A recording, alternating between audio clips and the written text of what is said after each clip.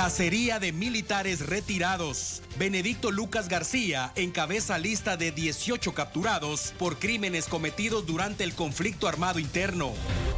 Antejuicio para diputado electo por el partido FCN Nación. Edgar Ovalle Maldonado enfrentará procesos sin haber asumido su curul. Piden más de 800 años de condena para alias El Taquero. Fiscalía lo acusa de matanza de nicaragüenses en 2008. 4 mujeres y 9 menores de edad con orden judicial de deportación son entregados a Cancillería guatemalteca. Desarticulan banda dedicada al saqueo de residencias y comercios en Quetzaltenango. De la comodidad de Mariscal Zavala al confinamiento en cárcel de Pavoncito, trasladan a empresario Gustavo Alejos Cámbara. Congreso define protocolo de ceremonia para toma de posesión. Jefes de bloque también precisan distribución de curules en el hemiciclo. Organizaciones sociales y Procuraduría de Derechos Humanos verifican método de bautizos en Universidad de San Carlos de Guatemala. Como una amenaza para la humanidad, califican prueba de bomba de hidrógeno en Corea del Norte. Antigua GFC presenta sus refuerzos para el torneo Clausura. El Team Herrera y Kendall Herrarte se unen al campeón nacional. Excelente noche de miércoles y bienvenidos a T13 Noticias. En 60 minutos lo pondremos al tanto de las noticias más relevantes del ámbito nacional, internacional y deportivo. Buenas noches.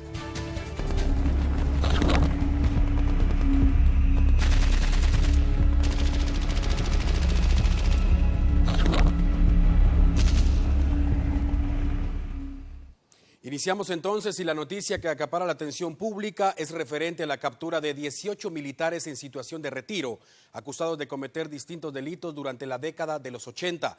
Los operativos ocurrieron en 2 departamentos y los resultados son positivos para las fuerzas de seguridad.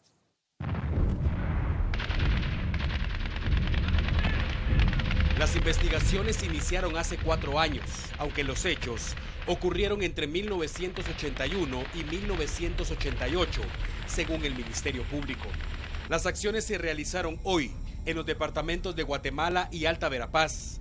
Más de 500 elementos de la Policía Nacional Civil, en coordinación con el Ministerio Público y Ejército Guatemalteco, irrumpieron en 37 viviendas.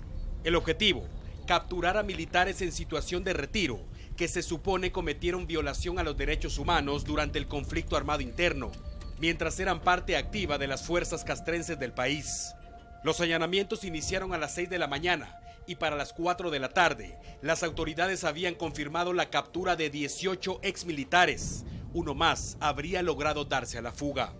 Entre ellos, resalta Benedicto Lucas García, hermano del expresidente de Guatemala, Romeo Lucas García, quien estuvo en el cargo desde 1978 hasta 1982. Benedicto Lucas fungió durante el mismo periodo como jefe del Estado Mayor General del Ejército Guatemalteco.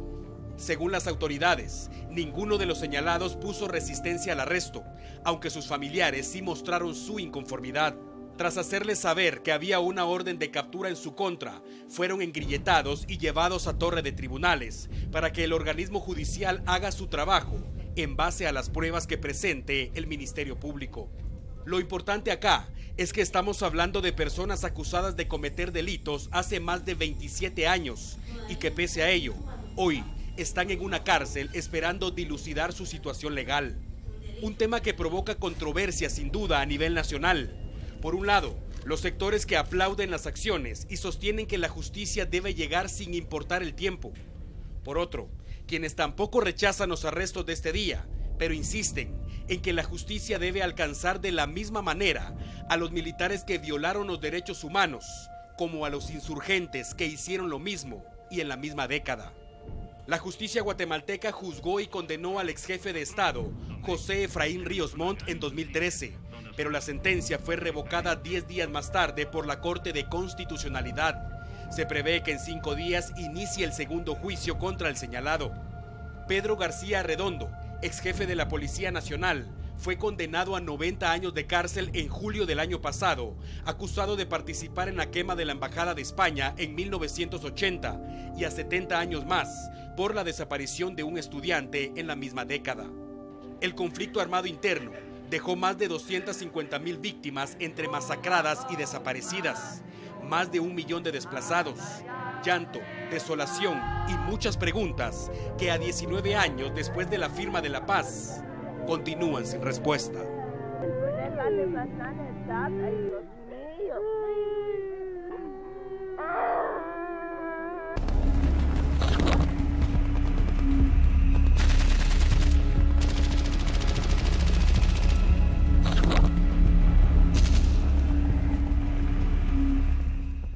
La fiscal general del Ministerio Público, Thelma Aldana, se refirió a los resultados de las investigaciones y las pruebas con las que se pretende demostrar la culpabilidad de estos señalados a la violación de los derechos humanos.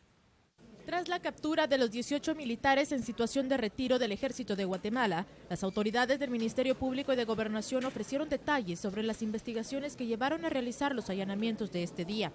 En el caso del ex jefe del Estado Mayor del Ejército durante el conflicto armado interno, Manuel Benedicto Lucas García, junto a 13 militares más, comparecieron ante la justicia guatemalteca por su presunta participación en la desaparición forzada durante los años de 1981 a 1986 en la ejecución del Plan de Sánchez, en Rabinal, Baja Verapaz. La acusación señala que tropas del Ejército y ex patrulleros de autodefensa civil irrumpieron en la comunidad, torturando y asesinando a la población civil. La fiscal general del Ministerio Público se refirió a los medios de prueba con los que sustentan la acusación. Solicitó una diligencia para realizar este allanamiento en la base militar número 21, que actualmente se conoce como Creón Paz. Se procedió a realizar las excavaciones en 14 sitios. Se han encontrado 4 lugares con 558 osamentas humanas. Posiblemente con este caso estamos hablando de uno de los mayores de la historia de América Latina de desapariciones forzadas. De estas 558 osamentas humanas, se ha establecido que 90 corresponden a menores de edad, 443 adultos todavía por definir, hombres y mujeres, 3 adultos de la tercera edad y 22 sin determinar en este momento. De estas 558 osamentas humanas, 97 han sido identificadas por ADN. Los otros 4 militares capturados son Francisco Luis Gordillo Martínez, Edilberto Letona Linares, Hugo Ramiro Saldaña Rojas y Manuel Antonio Callejas, quienes enfrentan cargos por la supuesta desaparición forzada de Marco Antonio Molina Thyssen en el año 1981.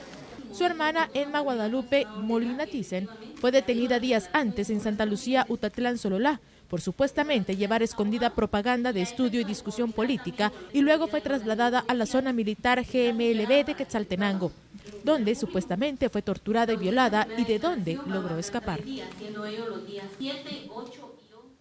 Continuando con el tema, los acusados negaron haber actuado al margen de la ley cuando formaron parte activa del ejército guatemalteco, mientras sus familiares informaron que en pocos días realizarán una manifestación para exigir su liberación. Los exmilitares capturados esta mañana aseguran ser víctimas del posconflicto y que muchas de las personas que aún se benefician del apoyo internacional por las secuelas de la guerra interna buscan una venganza política. Yo fui jefe del Estado Mayor General del Ejército. Yo, en lugar de matar, salvé vidas. Y eso lo saben, tengo libros y todo. Mire, yo creo que habría que oír el motivo de la detención, ¿va? Es decir, yo pasé 30 y pico de años en el ejército y no le puedo decir desde qué época me están acusando, dónde estuve, cuál es el motivo. Desapariciones forzadas, en ningún momento recibimos una orden de hacer algo. Ahora, lo triste de esto es que la ley no es pareja, pues. Nos están acusando nosotros que estábamos dentro de la ley defendiendo a Guatemala. ¿Dónde están los que estaban fuera de la ley, que cometieron los mismos o peores delitos que nosotros, si es que así se le puede llamar? Miren, pues de ustedes no sé, va. La mía es de que es parte de la venganza política que están siguiendo todos los que viven del conflicto, ¿va? que por cierto nunca empuñaron las armas, sino simplemente han vivido del conflicto y de las dádivas extranjeras, ¿no? Recuerde usted que la subversión está latente, ¿ah? Entonces la agarraron contra todos los militares, pues eso es una cacería de brujas. Están contra todos los militares. ¿Lo considera una venganza entonces? Pues podríamos decir que sí es una venganza de parte de ellos contra todos los militares. Sin comentarios ahorita, como le digo ahí, que llega a los tribunales, ahí se podrán saber ustedes. ¿Qué fue lo que le dijeron los agentes captores? Únicamente que iban a hacer un allanamiento a mi casa. Chequearon mi casa y después que tenían orden de captura contra mí. Los familiares de los elementos castrenses retirados calificaron las acusaciones como un serio ataque, tomando en consideración que muchos de ellos entregaron su vida a la institución para mantener el orden constitucional del país. Anunciaron que para el próximo se reunirán para manifestarse y exigir la liberación de sus seres queridos. Un oficial con un trato como que fueran criminales y pues a nosotros nos duele, nosotros vivimos también la ausencia, nuestros papás lejos de nosotros por mucho tiempo, nuestros papás tratando de llevar dinero a nuestras casas para poder vivir. ¿Y qué es lo que nosotros nos ganamos? Hoy nos ganamos que nuestros papás sean llamados genocidas. Como de nuestros padres, con mucho orgullo y con la cara en alto, porque a nosotros sí nos enseñaron a trabajar.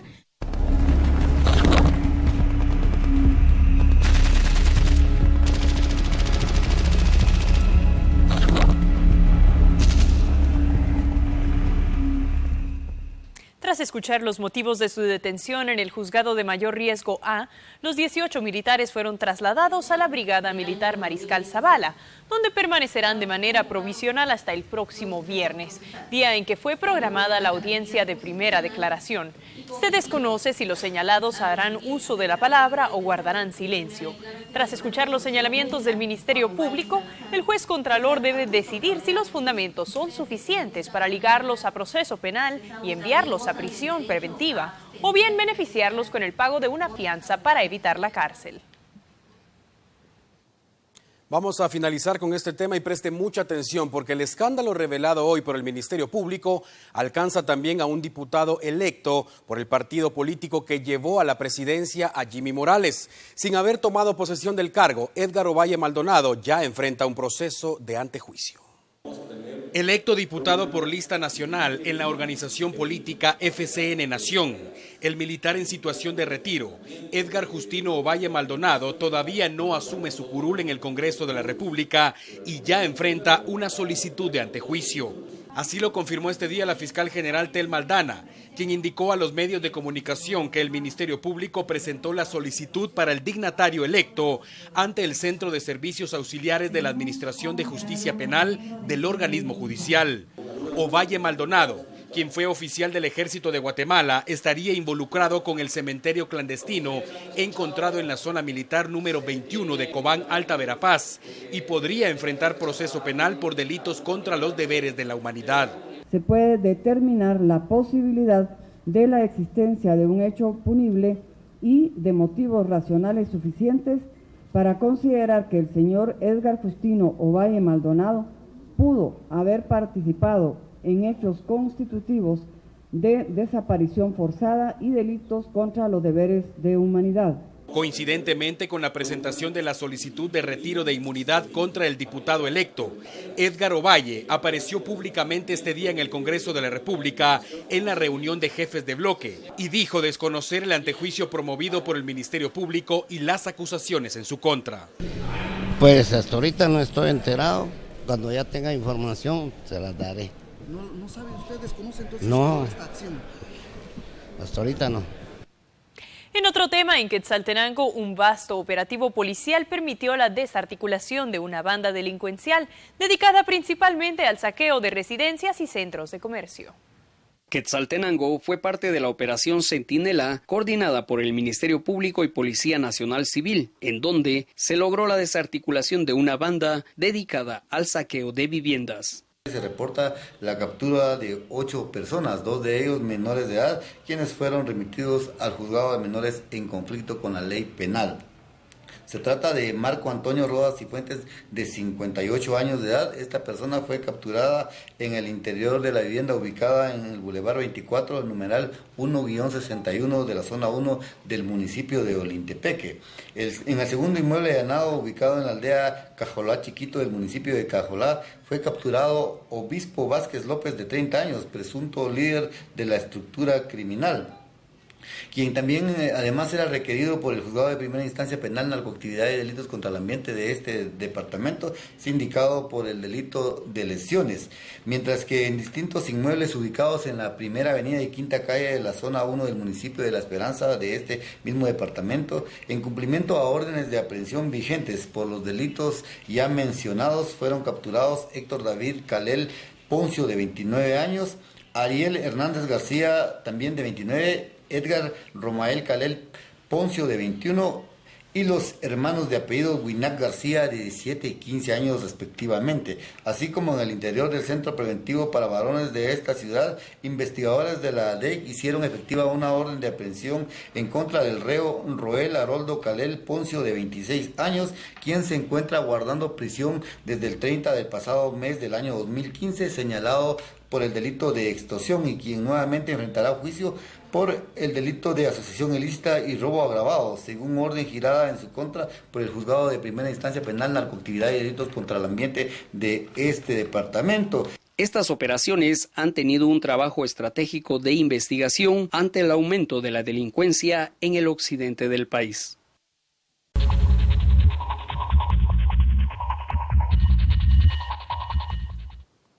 El fiscal del Ministerio Público que investiga los casos Ixpisa y negociantes de la salud asegura que pronto revelarán información que será determinante, según él, para resolver los procesos en los tribunales de justicia. El proceso penal que se ventila contra los implicados en el caso denominado Ixpisa podría mostrar importantes avances, teniendo en consideración que la Fiscalía Especial contra la Impunidad, FESI, asegura haber encontrado al personaje principal que ayudará a responder las preguntas que genere el caso. El fiscal a cargo de dicha sección del Ministerio Público asegura que las autoridades realizan los trámites correspondientes para que esta persona, cuya identidad se desconoce, pueda ser un colaborador eficaz de la Fiscalía y sea el eslabón que el Ministerio Público necesitaba para resolver el caso. Cuando son distintas las figuras de colaborador y de testigo protegido, entonces una persona que se encuentra vinculada a proceso no es testigo protegido. En el momento en que él solvente su situación jurídica, es obligación de la Fiscalía brindarle protección. El fiscal José Sandoval refirió que los casos Ixpisa y negociantes de la salud podría unirse derivado de la declaración de este colaborador eficaz, que cuenta con información importante para incriminar a todos los acusados.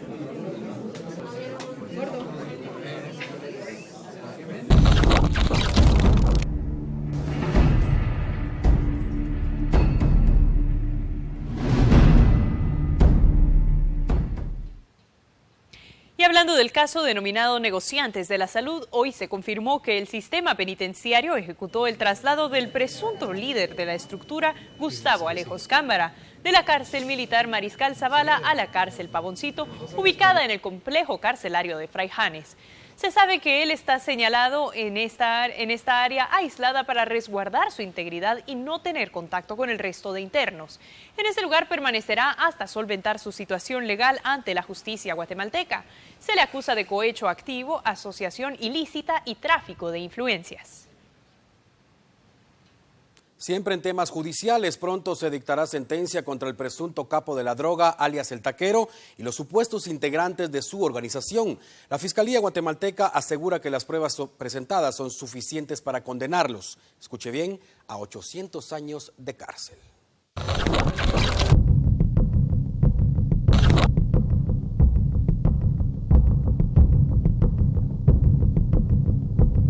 Por el asesinato de 17 personas en Río Hondo, Zacapa, en el año 2008, el Ministerio Público solicitó una condena de 828 años de cárcel en contra de Marvin Marín Montiel, alias El Taquero. La Fiscalía se apoyó durante las investigaciones y medios de prueba en el testimonio de un colaborador eficaz, intercepciones telefónicas, y se escuchó a varios peritos del Instituto Nacional de Ciencias Forenses INACIF relatar las causas de la posible muerte de las víctimas. Ahora está en manos del Tribunal C de Sentencia determinar la culpabilidad de Marín Montiel, quien además fue señalado de liderar una peligrosa banda de sicariato y contrabando de drogas. Y deberán analizar si toman en consideración los argumentos de la defensa de Marín Montiel, quienes señalaron que el sindicado no estuvo presente durante los asesinatos. Los jueces que integran el tribunal dictarán sentencia en los próximos días y la Fiscalía espera que sea condenatoria. Vamos al interior de la República para dar seguimiento a los conflictos de las últimas horas ocurridos en Santiago Atitlán, en Sololá. Mario Guzmán y Víctor Rodas dieron cobertura al último adiós del hombre que fue asesinado presuntamente por un agente de policía en estado de ebriedad. Su vida fue interrumpida el pasado lunes, aunque el caso aún está en investigación. Todo apunta a que José Elías Chumil fue asesinado a tiros por un agente de la Policía Nacional Civil, hecho que más tarde provocaría disturbios en Santiago Atitlán. La responsabilidad de esclarecer el crimen es del Ministerio Público, pero mientras eso ocurre, familiares y amigos dieron el último adiós a José Elías. Bendito poder, bendita misericordia. Mi hijo es una buena persona, es muy amable, respetuoso y además no es violento, porque para qué hicieron así va. Yo lamento mucho pues que es una persona muy trabajador.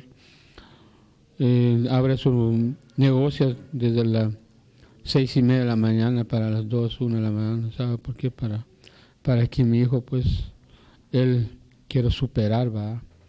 Pero lamentable lo sucedido, pues, que más que todo es un cuidador del pueblo, pero lo mató, va.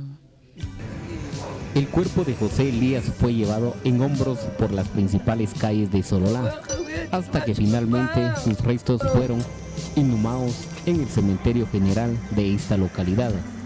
Se supone que el agente de la Policía Nacional Civil que cometió el crimen estaba ebrio y José Elías se negó a vender más licor, cumpliendo con su responsabilidad laboral, hecho que según testigos le costó la vida. Con imágenes de Víctor Rodas, reporta Mario Guzmán para T13 Noticias, compromiso más allá de la información. Lamentable lo ocurrido allá en el departamento de Sololá. Ahora vamos a otro tema, y es que los jefes de bloque se reunieron esta mañana en el Congreso de la República. El presidente de ese organismo, diputado Luis Rabé, se refirió más tarde a los acuerdos alcanzados. En el Salón del Pueblo, hoy se llevó a cabo la primera reunión de jefes de bloque del organismo legislativo del presente año, donde se sumaron los partidos políticos que ingresaron al octavo periodo legislativo 2016-2020. Dentro de los temas tratados durante la reunión, la Comisión Permanente del Congreso de la República, presidida por el diputado Luis Rabé, pudo llegar al acuerdo de la distribución de curules que deben ocupar los parlamentarios dentro del hemiciclo a partir del próximo 14 de enero. Se ha llegado al consenso para que así se pueda distribuir lo que son las curules dentro del hemiciclo parlamentario. Esto después de haberles propuesto ahí sí que 3 opciones, entonces se llegó a votación como debe de ser, como mejor dicho, así es aquí en el Congreso, que todo es a nivel de votación y que la distribución de curules y de espacios dentro del hemiciclo ya quedó distribuida y entonces así que es cualquier asunto interno que ellos puedan hacer a nivel partidos ya será, como repito, asunto interno. Pero en este momento quedó la opción 1, que fue la que se propuso, fue la más votada. Otro de los temas que fueron entablados fue la logística y los preparativos para la sesión solemne que se realizará el próximo 14 de enero en el Congreso de la República, donde deberán asumir en el cargo los 158 diputados que fueron electos el pasado 6 de septiembre. Además del informe del presidente de la República, Alejandro Maldonado Aguirre, y el traspaso del Poder Ejecutivo en el Libro Dorado al presidente electo Jimmy Morales. El objetivo de discutir los preparativos para la sesión solemne del próximo 14 de enero es que no existan inconvenientes que pongan en riesgo que los parlamentarios no puedan trasladarse del Congreso de la República a la gran sala de Efraín Recinos del Centro Cultural Miguel Ángel Asturias, donde será juramentado Morales. Y aunque muchos estudiantes de primer ingreso a la universidad no tienen problema con ser bautizados en la máxima casa de estudios universitarios en Guatemala, delegados de la Procuraduría de Derechos Humanos velan porque se respete la integridad de los novatos. Es bien conocido que en las facultades de la USAC se tiene tradición de efectuar un bautizo de ingreso a los nuevos alumnos, práctica que por años ha sido motivo de polémica, crítica y rechazo de algunos sectores y padres de familia. En ese sentido, desde el año 2011, el Consejo Superior de la Casa de Estudio giró una circular donde prohíbe la práctica por el abuso denunciado por algunos de los alumnos y padres de familia. Además que la Procuraduría de los Derechos Humanos tiene un expediente unificado con declaraciones de estudiantes en rechazo a esta denominada tradición de iniciación. Bueno, algunas facultades como medicina, ingeniería, arquitectura, agronomía, es donde normalmente se da algún tipo de actividad o de bautizo que podría ser violatorio de los derechos humanos. Sin embargo, precisamente la intención es tener acercamiento con las asociaciones de estas facultades en el ánimo de proponerles y motivarles a que cambien este tipo de prácticas y que puedan precisamente realizar otro tipo de actividades, al igual que, por ejemplo, se ha recibido denuncias en relación a cobros precisamente para poder participar incluso en los bautizos. Sin embargo, algunos estudiantes de diferentes facultades de la Universidad Estatal rechazan que se limite esta práctica, ya que consideran que es un sello que los caracteriza. No tengo mayor conocimiento, ¿verdad? Pero ya como que es tradición de cada facultad. Y yo creo que es opcional, son los que quieran bautizarse y yo creo que los que se bautizan se sienten parte de esa universidad, ¿verdad? Sí he escuchado y bueno, la verdad a veces un poco de temor, ¿verdad? Porque uno no sabe de qué forma lo van a hacer, ¿verdad? Pero creo que esto pues no es de ahora, ¿verdad? Por lo que me han comentado, lleva muchos años haciéndolo ya y ya se ha vuelto parte de una costumbre. Sí, es una tradición que se ha traído no sé cuántos años, ¿verdad? Pero es como una motivación o una bienvenida que se da al alumno para que estén así en confianza, ¿verdad? El ministro de Educación, Rubén Alfonso Ramírez Enríquez, ofreció declaraciones este día respecto a la alarmante cifra de menores de edad que cada año abandonan los salones de clase. Disminuir la deserción escolar debería ser uno de los principales retos para el gobierno del presidente electo Jimmy Morales, el cual tomará posesión el próximo 14 de enero. Para las actuales autoridades educativas, durante el 2015, el número de estudiantes que abandonaron el salón de clases es alarmante, y ello es derivado de la falta de cobertura que tiene el Ministerio de Educación en zonas remotas o por la desnutrición crónica, razón que constituye el 50% de todas las causas. De acuerdo a las estadísticas, el número de estudiantes no promovidos es preocupante. Sin embargo, la situación empeora si hablamos de más de 170,000 menores de edad que decidieron dejar de asistir a un centro educativo para convertirse en un pilar económico más de su familia ante los altos niveles de pobreza.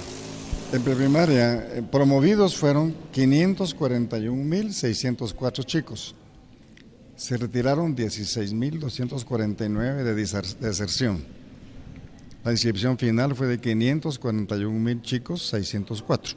Eso fue en preprimaria. En primaria se inscribieron 2,383,895 niños y promovidos 2,008,386, no promovidos 290,496 y se retiraron del sistema 82,128. Ten cuidado con eso, que es una deserción provocada porque no hay cobertura de maestros en las escuelas. En básicos, escuchen por favor, la inscripción inicial fue de 819,830, promovidos 541,598 y no promovidos 217,780. Se retiraron, escuchen, del ciclo básico 58,851 jóvenes. La cifra en el nivel diversificado tampoco es nada alentadora. De 401.719 estudiantes inscritos, 67.267 fueron no promovidos y más de 34.000 estudiantes dejaron a la deriva el estudio. Por otra parte, el ministro de Educación, Rubén Alfonso Ramírez, señaló que el inicio de clases simbólicas será el próximo lunes 11 de enero, de manera que el viernes 15 todos los centros educativos a nivel nacional inician de manera formal el ciclo lectivo 2016.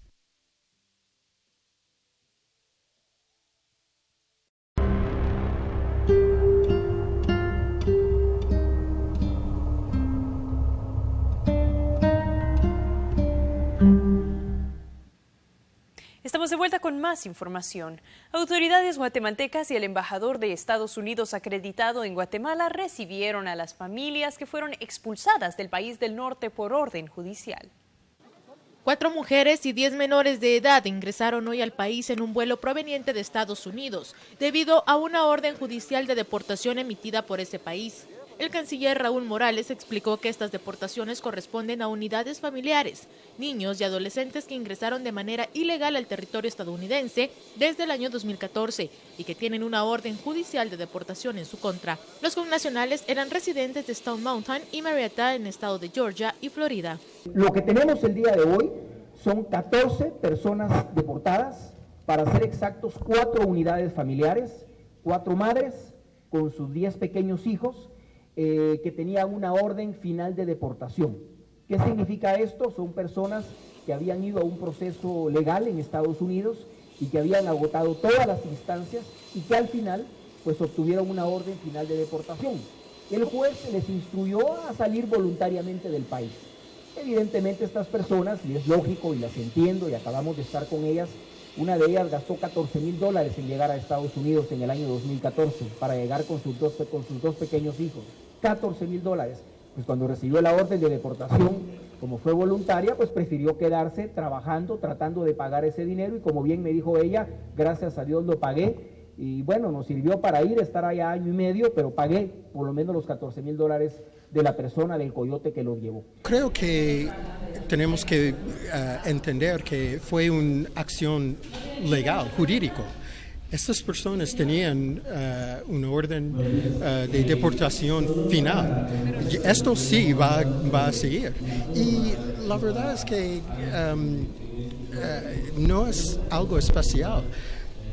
Tenemos 30,000 migrantes ilegales que están de vuelta a Guatemala cada año, yo creo. En el Aeropuerto Internacional Aurora estuvieron presentes el embajador de Estados Unidos en Guatemala, Todd Robinson, el canciller guatemalteco Carlos Raúl Morales y autoridades de la Procuraduría de Derechos Humanos y de la Procuraduría General de la Nación. Concierto de cuál va a ser su futuro y los niños también, como atemorizados, los vi.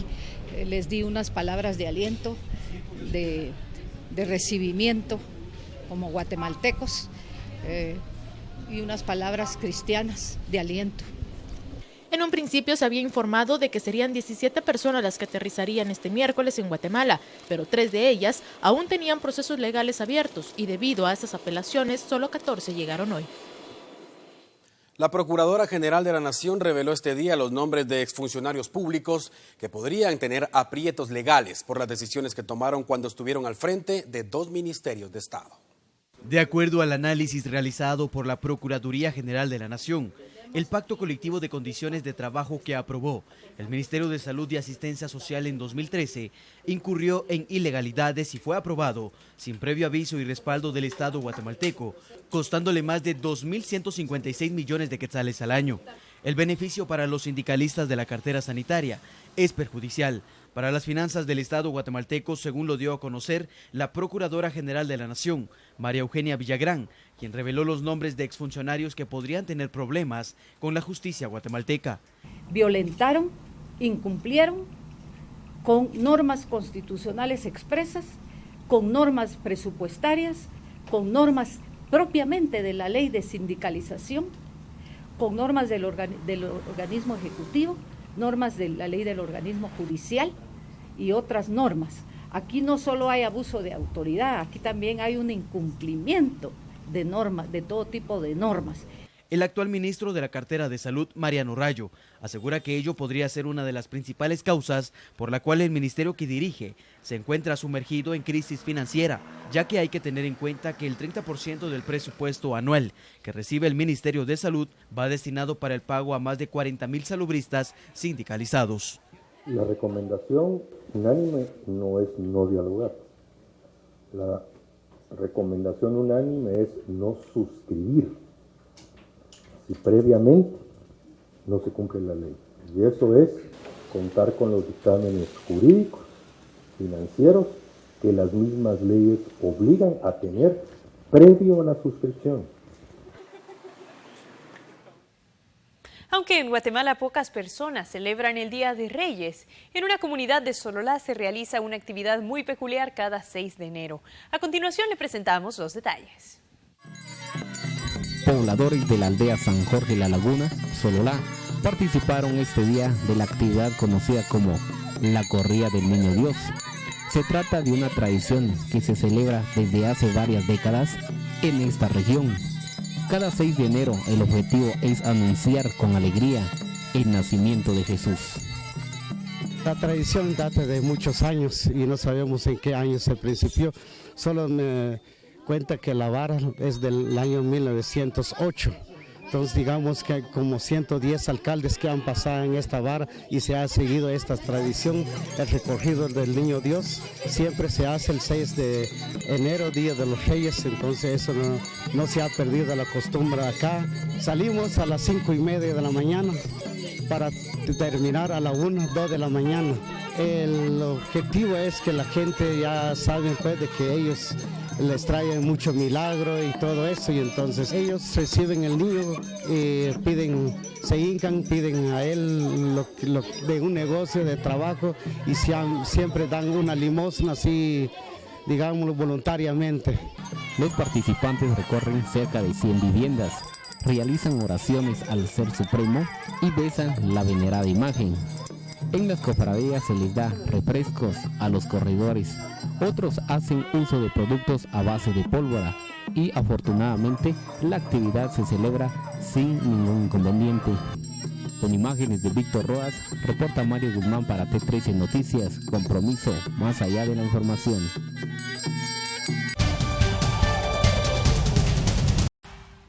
Buenas noches y bienvenidos a los deportes de T13 Noticias. Vamos a iniciar hablando del campeón nacional. Este día en la ciudad colonial de Antigua, Guatemala, el equipo de Antigua GFC presentó a sus 2 nuevas contrataciones. Aquí tenemos las imágenes en un hotel ahí de la ciudad colonial. Pues tanto el mexicano Agustín Herrera como el guatemalteco Kendel Omar Herrarte fueron presentados como los refuerzos de lujo del campeón nacional para la segunda parte de la temporada. Los 2 jugadores procedentes de Comunicaciones, sin lugar a dudas, le darán pues un refuerzo importante al equipo de Mauricio Tapia, que espera revalidar el título en el torneo clausura que inicia el próximo 16 de este mes de enero.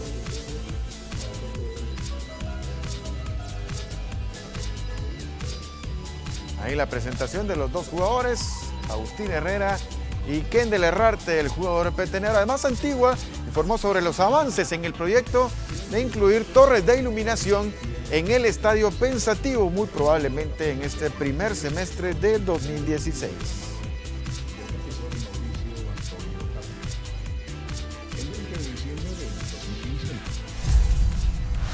Vamos bastante avanzados, creemos que vamos un 60% de probabilidad en que nos autoricen el alumbrado y estamos dispuestos a encarar el proyecto. Y eso sería un sueño primero, después de ser campeones, que le daríamos a la Antigua Guatemala esa posibilidad, porque aquí, viendo y estando tan cerca de la ciudad y teniendo tanto departamento y municipio cercano, creemos que es el lugar ideal para